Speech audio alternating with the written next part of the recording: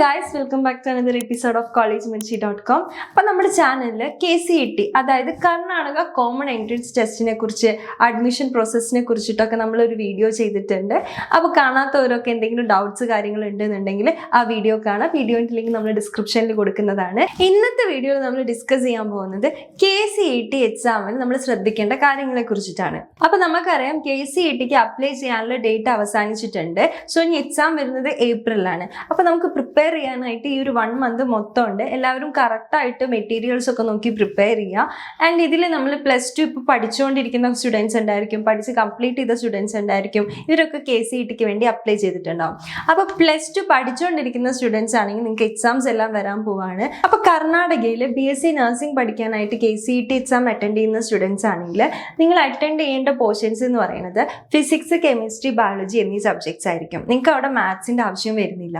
എന്നാൽ എഞ്ചിനീയറിംഗ് ആണെങ്കിൽ നിങ്ങൾക്ക് ഫിസിക്സ്, കെമിസ്ട്രി, മാത്സ് എന്നീ സബ്ജക്ട്സിൻ്റെ ആയിരിക്കും നിങ്ങൾക്ക് അറ്റൻഡ് ചെയ്യേണ്ടതായിട്ട് വരും. ഇപ്പം നിങ്ങൾ 2 ഫീൽഡും എഞ്ചിനീയറിംഗും നഴ്സിംഗിനും അപ്ലൈ ചെയ്തിട്ടുള്ള സ്റ്റുഡൻസ് ആണെങ്കിൽ നിങ്ങൾ 4 സബ്ജക്ട്സും ഫിസിക്സ്, കെമിസ്ട്രി, ബയോളജി, മാത്സ് ഈ 4 സബ്ജക്ട്സും അറ്റൻഡ് ചെയ്യേണ്ടതായിട്ട് വരും.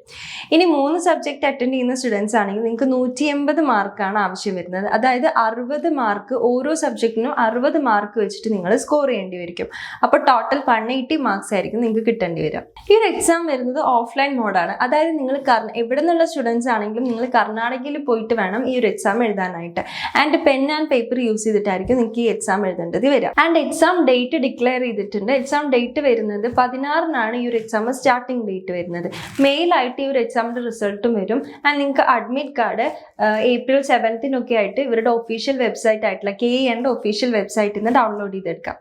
അപ്പോൾ നമ്മൾ പറഞ്ഞു ഈ ഒരു എക്സാം എഴുതുന്നത് ഓഫ്ലൈൻ മോഡാണ്. നമ്മൾ കർണാടകയിൽ പേഴ്സണലായിട്ട് പോയിട്ട് വേണം നമ്മൾ എക്സാം എഴുതാനായിട്ട്.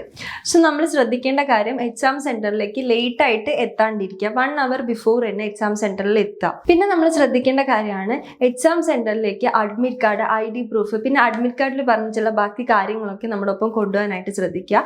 ഈ ഒരു proof, ID proof, admit card ഒന്നും കൊണ്ടുപോയിട്ടില്ല എന്നുണ്ടെങ്കിൽ നമുക്ക് എക്സാം എഴുതാനായിട്ട് സാധിക്കില്ല. സോ ഈ കാര്യം വളരെ ശ്രദ്ധിക്കുക. ഈ ഒരു KCET എക്സാമും ബാക്കിയുള്ള കോമ്പറ്റേറ്റീവ് എക്സാംസിനെ പോലെ തന്നെയാണ്.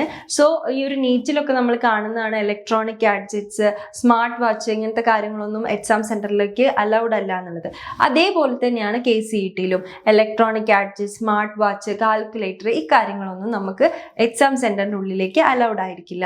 സോ ഇത്തരം കാര്യങ്ങളൊക്കെ മാക്സിമം കൊണ്ടുവരാണ്ടിരിക്കാനായിട്ട് ശ്രദ്ധിക്കുക. അപ്പോൾ കർണാടക ഗവൺമെൻറ് യൂണിവേഴ്സിറ്റി ആയിട്ടുള്ള രാജീവ് ഗാന്ധി യൂണിവേഴ്സിറ്റിയിൽ പഠിക്കാനും അവരുമായിട്ട് അഫിലിയേറ്റഡ് ആയിട്ടുള്ള മറ്റ് കോളേജസിലൊക്കെ പഠിക്കാനായിട്ട് നിങ്ങൾക്ക് അഡ്മിഷൻ എടുക്കാൻ ആഗ്രഹമുള്ളവരൊക്കെ KCET എക്സാം നിർബന്ധമായിട്ടും അറ്റൻഡ് ചെയ്യണം.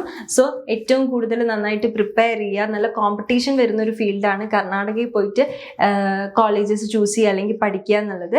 സോ എല്ലാവരും ഏറ്റവും കൂടുതൽ നല്ല മാർക്ക് സ്കോർ ചെയ്യാനായിട്ട് ശ്രദ്ധിക്കണം. ആൻഡ് അടുത്തൊരു ഓപ്ഷൻ വരുന്നത് നമ്മൾ നല്ല സ്കോർ ചെയ്താൽ മാത്രം പോരാ, നമ്മൾ ഒരു കോളേജ് ചൂസ് ചെയ്യണം. നമുക്ക് മെറിറ്റ് ബേസിൽ സീറ്റ് കിട്ടാനായിട്ട് വേണ്ടിയിട്ടുള്ള കോളേജസ് നമ്മൾ ചൂസ് ചെയ്യണം.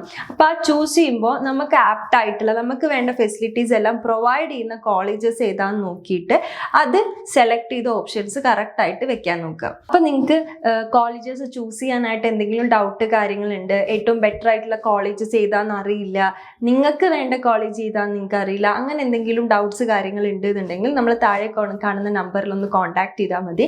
നിങ്ങൾക്ക് ഫ്രീ കരിയർ ഗൈഡൻസ്, കോളേജിനെ കുറിച്ചിട്ടുള്ള ഡീറ്റെയിൽസ് കാര്യങ്ങളെല്ലാം നമ്മൾ പ്രൊവൈഡ് ചെയ്യും. ആൻഡ് ഇനി നിങ്ങൾക്ക് KCET എക്സാമിന് നിങ്ങൾ അപ്ലൈ ചെയ്തില്ല, മറന്നുപോയി, അല്ലെങ്കിൽ നല്ല രീതിയിൽ സ്കോർ ചെയ്യാൻ പറ്റിയില്ല എന്നൊക്കെ ഉണ്ടെന്നുണ്ടെങ്കിൽ നിങ്ങൾ ടെൻഷൻ അടിക്കേണ്ട. നിങ്ങൾക്കും കർണാടകയിൽ ഈ ഫെസിലിറ്റീസ് എല്ലാം പ്രൊവൈഡർ ആയിക്കൊണ്ട് തന്നെ നല്ല യൂണിവേഴ്സിറ്റീസിൽ, പ്രീമിയം കോളേജസിൽ പഠിക്കാനുള്ള ഓപ്ഷനും നിങ്ങൾക്ക് അവൈലബിൾ ആണ്. കുറേ അധികം പ്രീമിയം കോളേജസിൽ ഡയറക്റ്റ് അഡ്മിഷൻ അവൈലബിൾ ആണ്. സോ ആരും ടെൻഷൻ അടിക്കേണ്ട ആവശ്യമില്ല. KCET എക്സാമിന് അപ്ലൈ ചെയ്യാൻ മറന്നുപോയി എന്ന് വിചാരിച്ചിട്ട് ടെൻഷൻ ആവേണ്ട. നിങ്ങൾക്ക് വേണ്ടിയിട്ടുള്ള ബെസ്റ്റ് കോളേജസും എല്ലാ facilities, practical knowledge, hands on experience, real world experience പോലുള്ള ഒരുപാട് ഫെസിലിറ്റീസ് പ്രൊവൈഡ് ചെയ്യുന്ന പ്രീമിയം കോളേജസ് ഞങ്ങൾ നിങ്ങൾക്ക് ചൂസ് ചെയ്ത് തരാം. So for more details and admission assistance contact us.